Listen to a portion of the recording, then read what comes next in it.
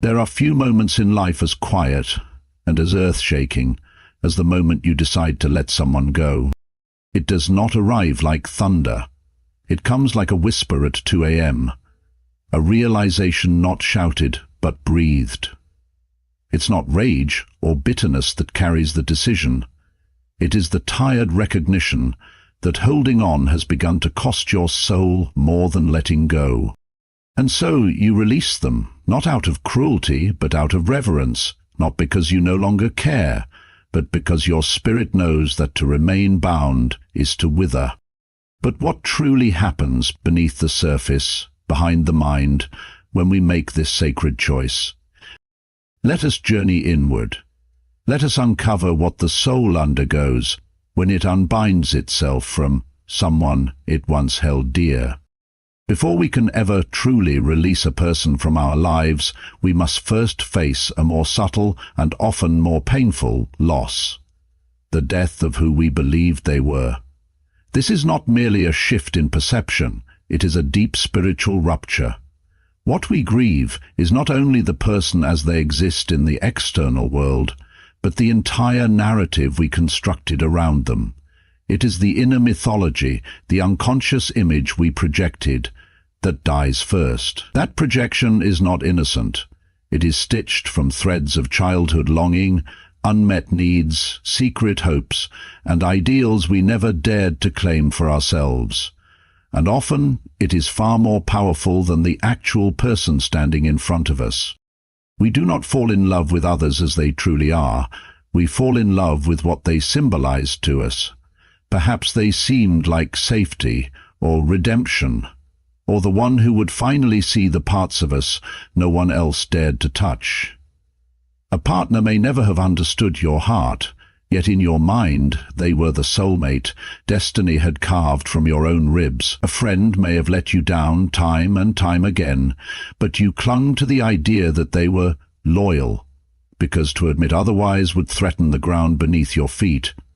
We craft these images not from malice, but from longing. To see clearly requires the courage to lose the dream.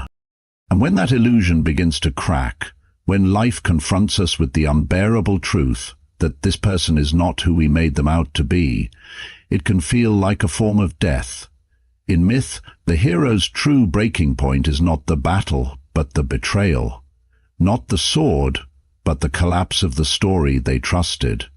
So it is with us. The spiritual wound does not come merely from what the other did or didn't do. It comes from the disintegration of our sacred. Letting go, then, is not just about physical or emotional distance. It is about mourning. Mourning not only the person, but the role they played in our inner world. Mourning the future we silently rehearsed with them. Mourning the part of us that felt alive in their presence, even if it was built on illusion. This grief is not weakness, it is holy. It is the necessary clearing that precedes transformation. And once the image dies, once the dream has been fully grieved, something unexpected begins to happen. The fog begins to lift. We start to see not only them, but ourselves more clearly. We understand our own patterns, our own blind spots, our own need to fill silence with fantasy. The death of the image creates space, and in that space, truth enters. Clarity blooms. Healing, once a distant concept, becomes a felt reality. To let go is to let truth resurrect where illusion once reigned. And that, though it may begin in pain, is the first real act of freedom. Letting someone go is rarely a clean act. It is not a single moment, but a series of reckonings that unfold within. One of the most profound and unsettling of these is the awakening of the shadow, the re-emergence of parts of the self that have long been hidden, buried, or exiled from conscious awareness. In the quiet aftermath of release, when the distractions fade and the stories lose their grip, what rises are not just memories of the person we are letting go, but echoes of wounds that predate them. Suddenly, what seemed like heartbreak in the present becomes a mirror reflecting every moment in our past, where love came at a cost, where affection was conditional or presence was uncertain. It is in this space that old wounds stretch open. The first abandonment flickers in our mind like a forgotten dream. The way a parent turned away. The way our cries were once too loud, too inconvenient, too much. That early rejection taught us something dangerous, that love must be earned, chased, clung to. We carry this lesson like a blueprint, building bonds with those who confirm our unworthiness, mistaking the ache of familiarity for the warmth of connection. The people we struggle most to release are often not just individuals. We hold on to them because they represent something deeper. They embody the very belief systems we are unconsciously loyal to. That we are not enough, that love will always hurt, that to be chosen we must first be broken. So when we finally choose to let go, we are not merely saying goodbye to a person, we are disrupting a sacred pattern, and in that destruction, the shadow comes forth. Feelings we thought we had outgrown, guilt, shame, bitterness, fear, rise like ghosts in the quiet. But these are not here to haunt. They are here to be acknowledged. The soul does not seek perfection, it seeks wholeness, and wholeness demands that nothing be left in the dark. This confrontation is not easy. It can feel like being torn open from the inside, but it is also a sacred opportunity. When those emotions rise, we are invited into a deeper kind of seeing. We begin to understand not only why we held on, but who inside us was doing the holding. Was it the inner child, terrified of being alone again? Was it the people-pleaser, desperate to be enough? Was it the part of us that believes suffering proves our worth? These fragments speak now, and for the first time we can respond not with suppression, but with tenderness. To look into the mirror of your own shadow and not turn away is an act of immense courage. It is a declaration that you will no longer abandon yourself in order to be loved. The emotions that surface during this process are not signs of regression, they are signs of release. What has long been imprisoned in silence now has a voice. And as those voices are heard, the self begins to reassemble, not around pain, but around truth. This is where real transformation begins.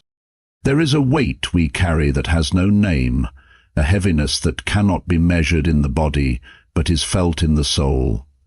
Often we walk through life unaware that our energy, our vital force, is not entirely our own. We share it, sometimes willingly, sometimes unconsciously, with those we are emotionally entangled with. These connections, when aligned with mutual growth and respect, can be life-giving, but when we remain bound to someone who no longer walks with us in harmony, when the connection turns into an energetic tether, we begin to feel it not just emotionally, but spiritually.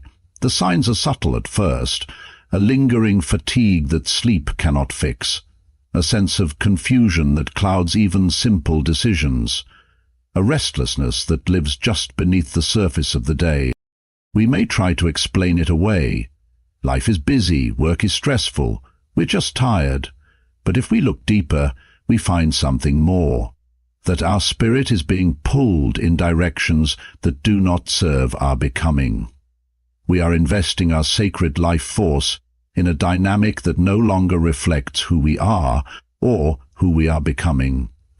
Emotional entanglement is not limited to what is said or done. It operates in silence, in thought, in memory, in unresolved tension. Every time we rehearse old conversations, every time we imagine what we should have said, every time we shrink ourselves to maintain the peace, we are giving away pieces of our energy. And over time, this becomes an invisible cost. One that steals from our clarity, our creativity, our joy. But something extraordinary begins to unfold the moment we choose release. It is not always instant, and it rarely arrives with fanfare. But there is a shift, subtle yet undeniable. The air becomes easier to breathe. Mornings feel a little less heavy. Laughter returns, not loud or forced, but natural, like something remembered. You find yourself moving through the world with less resistance. That tightness in the chest, the dull ache in the back of your thoughts, begins to soften, and slowly your energy returns to you. This is not just a psychological phenomenon, it is spiritual physics. What was once siphoned off now flows freely within you again. You begin to reclaim parts of yourself that had been outsourced to a relationship defined more by fear or habit than by love. The clarity that was missing begins to surface. New ideas come. Rest feels restful. You become more available to yourself, to your dreams, to the world. Even studies reflect this. People who consciously severed ties with toxic connections reported a dramatic increase in mental clarity, motivation, and peace within just 2 weeks. But even without the data, the soul knows. It knows when it is no longer being drained. It knows when it has come home. Letting go, then, is not only a departure, it is a return. It is the reclamation of the sacred energy you once gave away in the name of connection.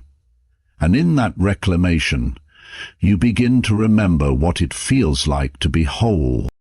Letting go is not merely an act of separation. It is a profound return. A quiet, powerful movement back toward the self. It is not just the other person you release, but the version of yourself that existed in their presence. Over time, we do not merely bond with others. We begin to form our identities around the roles we play within those connections.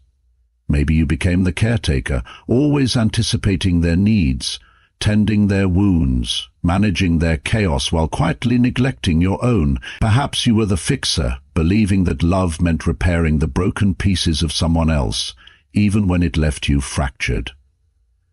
Or maybe you were the silent sufferer, holding your tongue, hiding your needs, shrinking your presence, just to preserve peace that was never truly yours to begin with.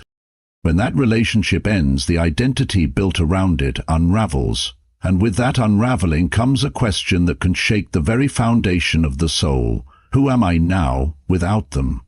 The question is both terrifying and sacred, because for the first time, you are no longer defined by what someone else needed from you. You are no longer shaped by compromise or fear of loss or the silent hope that if you were just enough, they would stay. What emerges in the absence of that dynamic is raw, unfamiliar, and deeply real. At first, it can feel like standing in a vast open field with no direction, no compass, and no one to follow. But slowly, as the dust settles, a quiet voice begins to speak. A voice that was always there, but had been drowned out by the noise of someone else's expectations. This voice is not loud or demanding. It does not shout. It whispers. It wonders. It invites you to explore the world not through the lens of survival, but through the lens of joy and meaning. You begin to dress in ways that reflect how you feel on the inside, not how you wish to be perceived.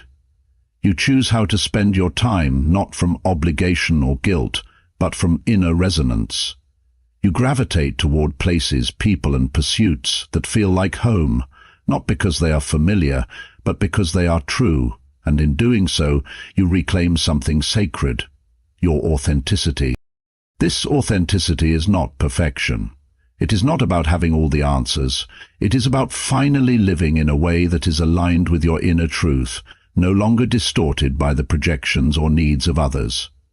You begin to create, not for validation, but because something inside you demands expression. You begin to trust your instincts again. You begin to believe that your presence alone, your honest, unguarded presence, is enough. To let go is to make space, and in that space, the real self steps forward.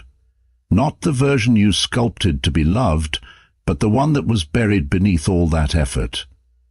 This emergence is not a conclusion, but a beginning. the return to a self that was never lost, only waiting. Letting go often carries the illusion of finality, as though love must end where separation begins. But in truth, the act of releasing someone is not the burial of love. It is its transformation.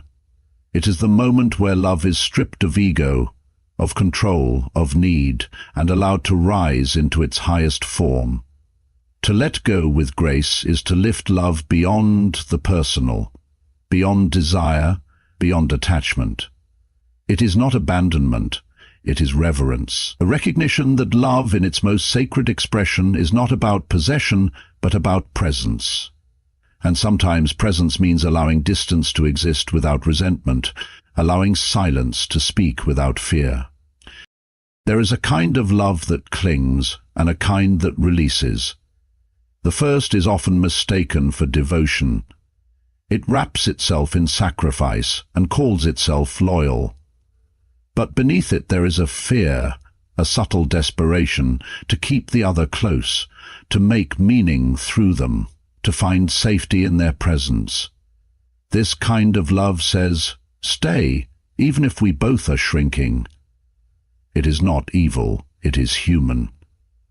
But it is not yet the second kind, the kind that lets go, does not ask the other to stay in order to feel whole. It does not tether itself to timelines or outcomes. It says, "Go if that is where your soul is calling," and it means it. Because it trusts in something deeper, that love can exist even when forms dissolve. This kind of love, rooted not in control but in compassion, lives in the heart that can pray for another's peace, even if that peace no longer includes you. It lives in the soul that can bless the journey of someone walking away, not because you are unfeeling, but because you understand the difference between love and attachment. The mystical traditions call this agape, but the name is not important. What matters is the essence. Love that does not bind but liberates. Love that can hold someone in the light without needing to be held back. Letting someone go then becomes a sacred threshold, not the closing of a chapter, but the elevation of the story. It says, "I loved you in the way I knew how, and now I love you enough to release both of us into something truer, something freer, something more whole. And in doing so, we become different, not diminished, but expanded. We become capable of loving not from lack, but from fullness, not to fill a void, but to honor the abundance already within. You do not lose your capacity to love when you let someone go. You deepen it, you refine it, you purify it. And in that act, you become a vessel for love that heals instead of hurts, that uplifts instead of confines. You stop seeking someone to complete you and begin recognizing the love that moves through you, unconditionally, without demand. This is not the end of love, it is its beginning at a higher octave. So if you stand at that precipice, heart trembling, unsure whether to hold on or finally let go, know this: your spirit already knows. Letting go is not failure. It is a rite of passage. It is the sacred unfolding of who you were always meant to be. You are not losing, you are remembering. You are not ending, you are beginning. You are not breaking, you are finally becoming whole. Let go, not with anger but with grace. And watch how the soul, once unbound, begins to rise.